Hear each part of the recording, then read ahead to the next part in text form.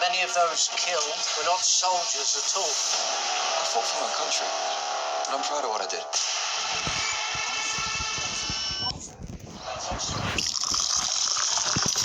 Now at 10 o'clock, the news on BBC One Wales with Sophie Rayworth and Nick Savini. Tonight at 10, another lockdown in the UK is now unlikely, says one of the leading coronavirus scientists. Professor Neil Ferguson says life will be almost back to normal by the summer thanks to the vaccination programme. We're much more likely to be on a steady course now out of this pandemic, at least in this country. The government will reveal shortly which countries people in England can travel to in a fortnight without having to quarantine on their return. Also tonight, 2 former paratroopers accused of murdering an official IRA man half a century ago are formally acquitted after their trial collapses.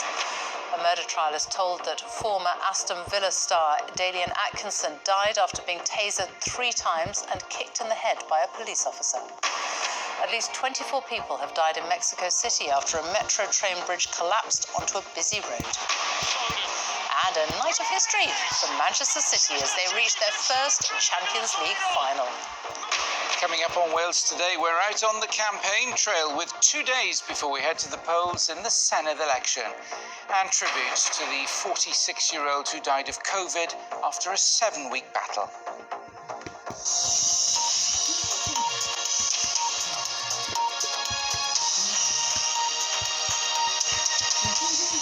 Good evening. One of the leading government advisors behind the first lockdown last year says it's unlikely that there will be any more lockdowns in the UK. Professor Neil Ferguson says life should start getting back to normal this summer thanks to the vaccination programme. The government's green list of countries to which people can travel without having to self-isolate on their return is expected to be released within the next week. Professor Ferguson warned that questions do remain over summer holidays, particularly travelling abroad this year, but he was optimistic about normal life soon returning here with far fewer restrictions. Here's our health editor, Hugh Pym. Masks and social distancing, strict limits on gatherings and socialising. There have been unprecedented restrictions on everyday lives for much of the pandemic, but there's an increasing sense that things could be much closer to the old normal by the summer. We're not seeing any strong... One of the key scientists involved in lockdown policy told me he's more confident. I think it will feel a lot more normal in terms of being able to visit friends, family, go out to restaurants. We have yet to see quite what will happen in terms of holidays, particularly overseas holidays, but we will have many fewer restrictions. Pubs and restaurants will allow customers back indoors soon. This was Manchester today. Then there's a planned end of all legal restrictions in England from June the 21st. Professor Ferguson believes another lockdown is unlikely and that the data suggests things are on track. But the one caveat that we need to keep watching those variants carefully and get more data on them, I'm actually feeling very optimistic, and that optimism has gradually increased as the last 3 months have unfolded from the terrible situation we were in January to now a remarkably good situation by comparison. There was more encouraging news from schools. An Office for National Statistics survey in England says in December 1.2% of secondary pupils had the virus and the figure for staff was 1.6%. But in the last 2 weeks of March, after schools had opened up earlier in the month, infections were lower, with 0.3% of secondary school pupils with the virus and the same percentage of staff. We found that infections were higher in schools in November and December as they were in the general population, and lower in March. Exactly the same in schools as it is in the general population. And this is the lovely card that you go home. More than 50 million vaccine doses have now been delivered, and at this centre today, people were looking forward to better things ahead. To go back to freedom finally, mostly because I really want to see my family back in Italy again. Hopefully, with the more of us who have it, we're just going to have greater freedoms. You know, we can end the social distancing, people we can go and see people. Being back to normal. Some experts, though, are saying more time is needed to assess the data as restrictions are eased. We have to wait at least 3 or 4 weeks after the middle of May to see what impact that's having. We also have to wait and see what's happening in Europe, Latin America, Asia, with new variants and COVID cases before we can sit there and say, we've done it, we're through it. Because we're not there yet. I mean, we're getting there for sure, but we're not there yet. Odeon is to open almost all its cinemas on May the 17th, the first possible day allowed under the roadmap in England, another sign of confidence in the current direction of travel. Hugh Pym, BBC News. Well, the latest government figures on coronavirus show just under 2,000 new infections in the latest 24-hour period, so an average of 2,024 new cases per day in the last week. 4 deaths were recorded in the last 24 hours of people who'd had a positive test within the past 28 days. The average number of deaths per day in the past week is now 13. The total number of UK deaths is now 127,543. Just under 80,000 people had their first vaccination in the latest 24-hour period, so more than 34.5 million people have now had their first jab, and just over 129,000 people have had their second jab, meaning more than 15.5 million people are now fully vaccinated. Well, as restrictions continue to be lifted, what about international travel? Our transport correspondent Caroline Davis is with me now, and we should know within the week which countries people will be able to travel to without having to quarantine on their return. Yes, so for England it is looking more positive about international travel restarting on the 17th of May. Now, there is some travel advice from the Foreign Office, but the key thing is, as you say, which countries are going to be on the green list, which means you won't have to quarantine when you get back. This is all about what happens when you return. Quick reminder about what those colours mean. Firstly, red. Now, that means that when you return from a country designated red, you have to pay to quarantine in a hotel. For example, India was recently added to that list. Now, the second is amber. You can quarantine at home, which is what the majority of countries are at the moment. And the third is green. Now, you don't need to quarantine at all, but you do still need to take a test before you travel, and another one when you arrive too. Obviously, green makes international travel a lot easier, and the industry is really keen to know what countries are going to be on that list. At the moment, the government is still deciding that. They're looking at data from the vaccination rates, the variants, the virus levels, and assessing that. It'll be put to ministers who will then make a decision and come out with a green list. Now, the Labour Party have said that they want full details of exactly what criteria is going to be used to put countries into those different bands. And they don't want the process to be rushed, they say, because they're concerned that it could let a dangerous variant come into the country. Now, this is, of course, just the initial list for the 17th of May. It is expected that more countries will be added and potentially taken away, depending on how the rest of the summer goes. Caroline, thank you. Meanwhile, pressure is mounting on India's government to impose a national lockdown after the country recorded more than 20 million COVID infections. Prime Minister Modi is under criticism after widespread shortages of oxygen and hospital beds continue in the worst affected cities, including the capital, Delhi. The country's most popular sports tournament, the Indian Premier League, has been cancelled after a number of players tested positive. Davina Gupta reports from Delhi. Desperate hope. That's what family members in this hospital in Delhi are holding on to. It's a fight for life-saving oxygen that some are losing fast. I came here because a man died. His death freed up a place and oxygen for my mother. Just a shop stop. They put us in a shed when she needs to go to intensive care. This oxygen bottle came from my house. We bought it ourselves. As India crosses over 20 million infected cases, many hospitals like this one, which was overwhelmed over the weekend, are struggling with scarce resources. The situation is really critical. There are no beds available. We are under pressure. The doctors, the nurses, the orderlies, even the patients. We are all under pressure. COVID is not sparing sport either. The massively popular Indian Premier League cricket tournament has been postponed after at least 4 players tested positive. It's a huge disappointment here for millions, where cricket is almost a religion. However, the goal of saving lives has proved too important for India in her darkest test for decades. The ultimate fight for the country is to get oxygen and medicine supplies for millions, and fast. India is getting aid as countries continue to help. But the challenge is speedy distribution, and there's not a minute to waste. And that's why tens of thousands are rushing to get a vaccine wherever they can find one. but there's a shortage of these jabs too. It was very difficult.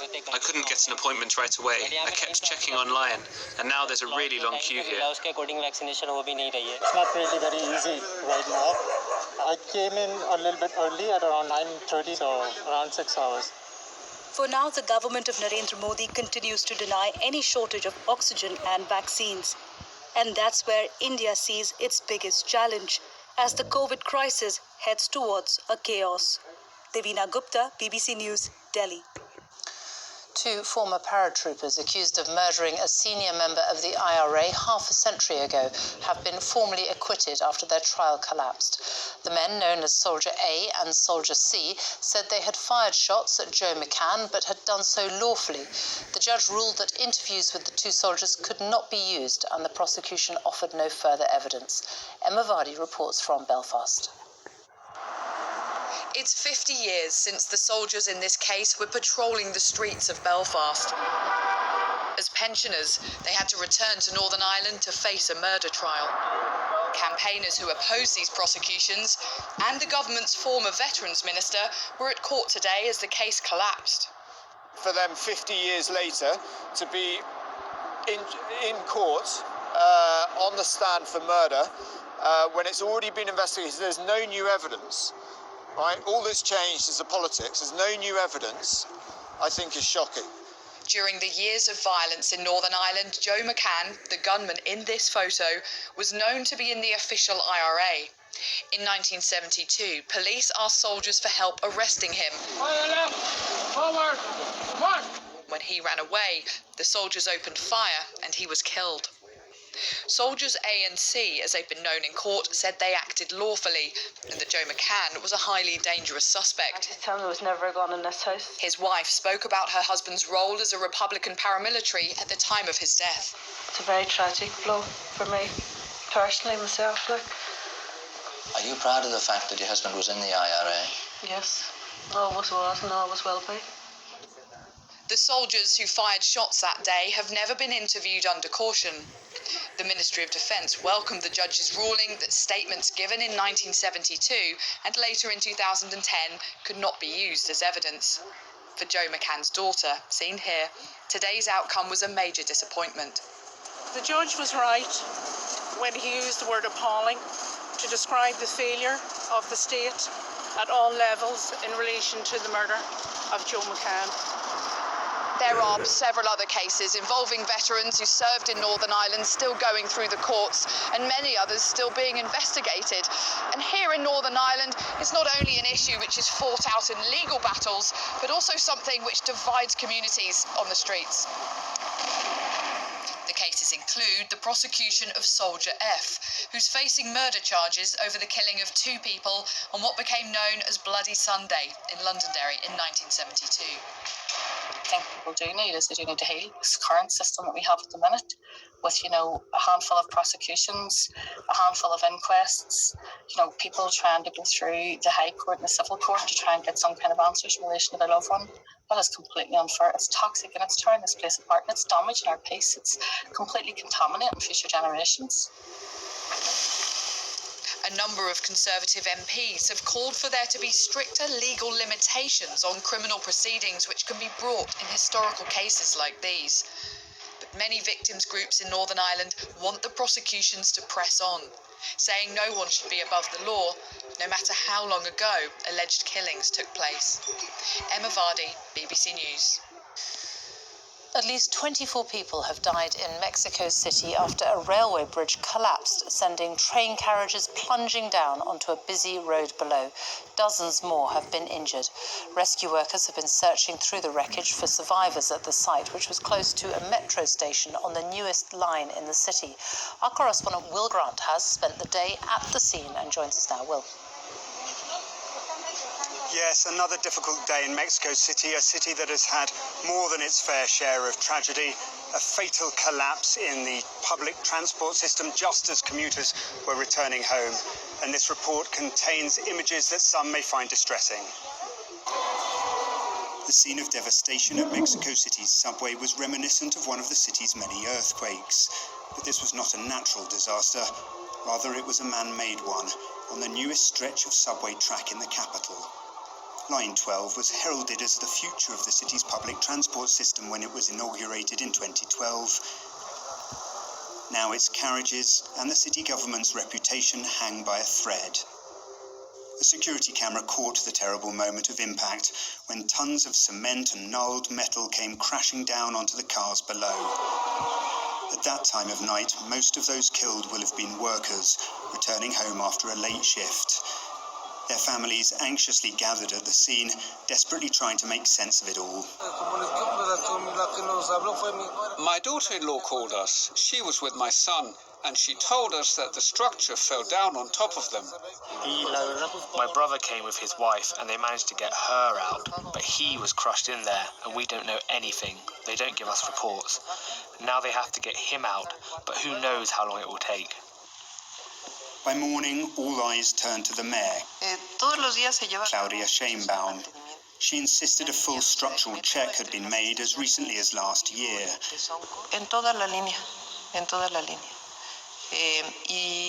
On the entire line. And I think we should not speculate. And that is why there will be an investigation by the Attorney General's office, as well as independent experts, so that we can find out the whole truth and know what happened. But that is not an answer that will satisfy the victims' families or most residents of Mexico City. Local people had complained for years that the construction of Line 12 was not up to code and that cracks had appeared following a recent earthquake. An investigation will determine whether such warnings were ignored and by whom. But those questions will have to wait, at least for now, as this vast city mourns the loss of life in one small corner. Will Grant, BBC News, Mexico City. A murder trial has heard that the former Aston Villa player Dalian Atkinson died after being tasered 3 times and kicked in the head at least twice by a police officer.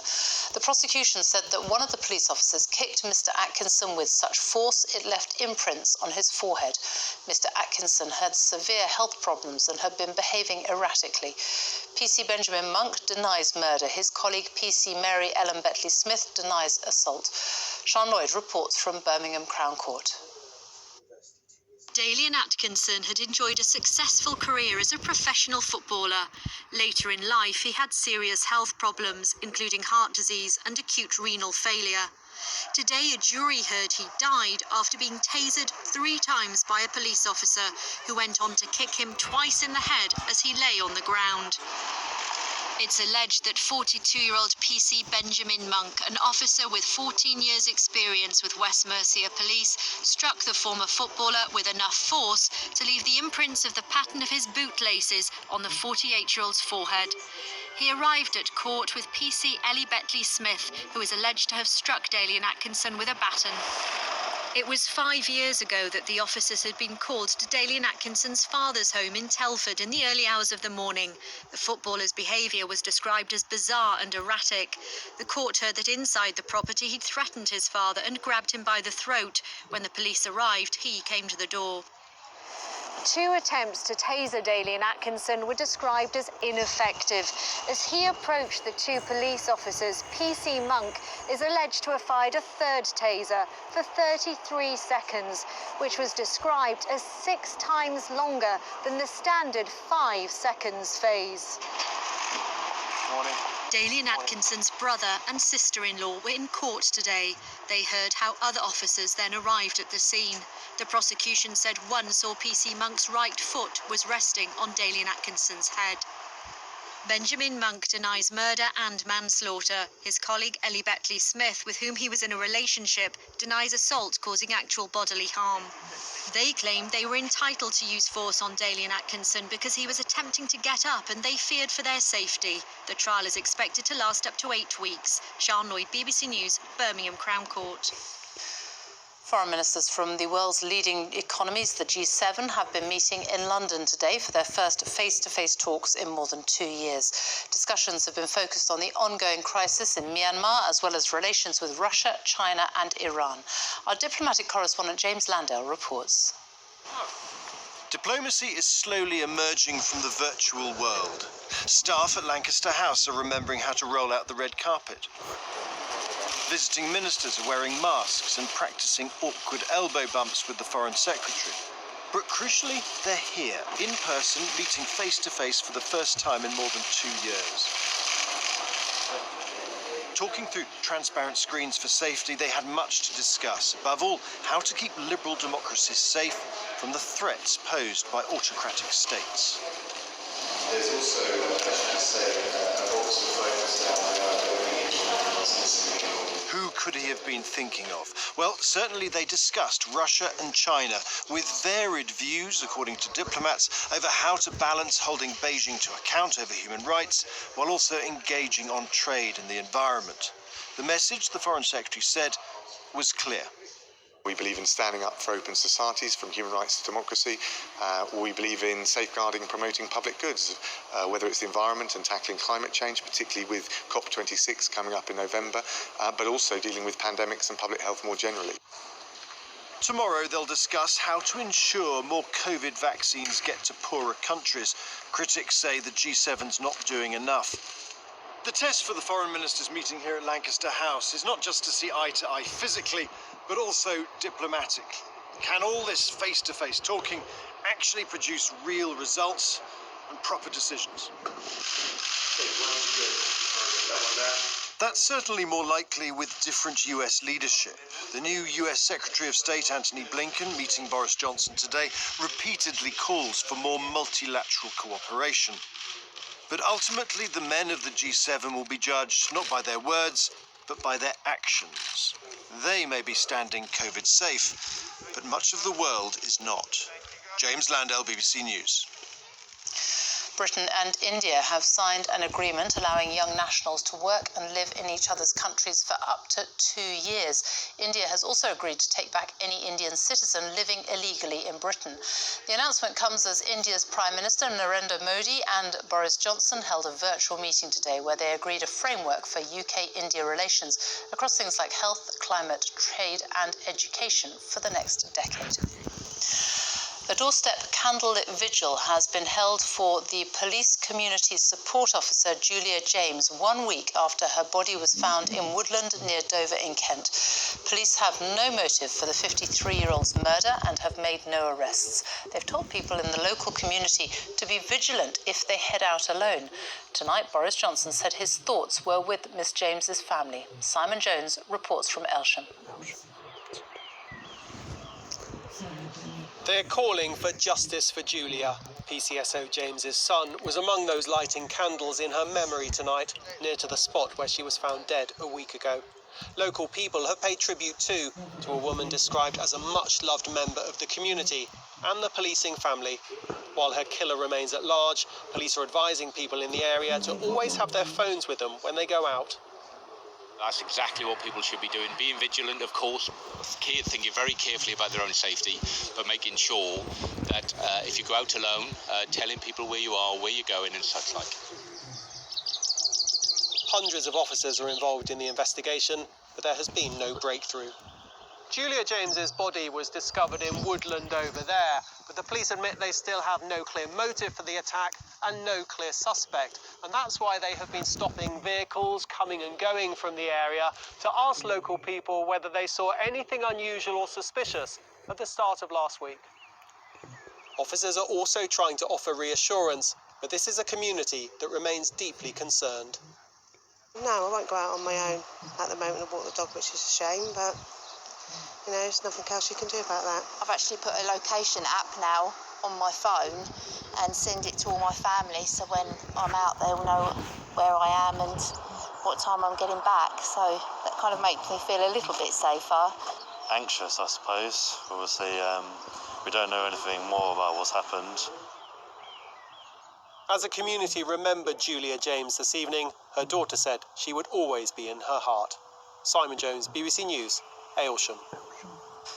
Let's take a look at some of today's other news now. And care home residents in England can now go out for walks or visit relatives' gardens without having to quarantine for 2 weeks on their return after new guidance came into force. Many families say they have felt powerless over the past year because of the restrictive nature of visits. An inquest has been told that a woman stabbed to death at a prisoner rehabilitation event in Fishmongers Hall 2 years ago was uncertain about whether to attend. Saskia Jones was one of 2 people killed by Usman Khan at the event in November 2019. In a statement, her mother said her daughter only decided to go to Fishmongers Hall the day before. Prosecutors are being asked to consider whether to charge a man arrested on suspicion of murdering 31-year-old Stuart Lubbock, who died at the entertainer Michael Barrymore's home in Essex 2 decades ago. His body was found in the former television presenter's swimming pool. 2 years after the government set up a compensation scheme for the Windrush scandal, campaigners say they're concerned about the low number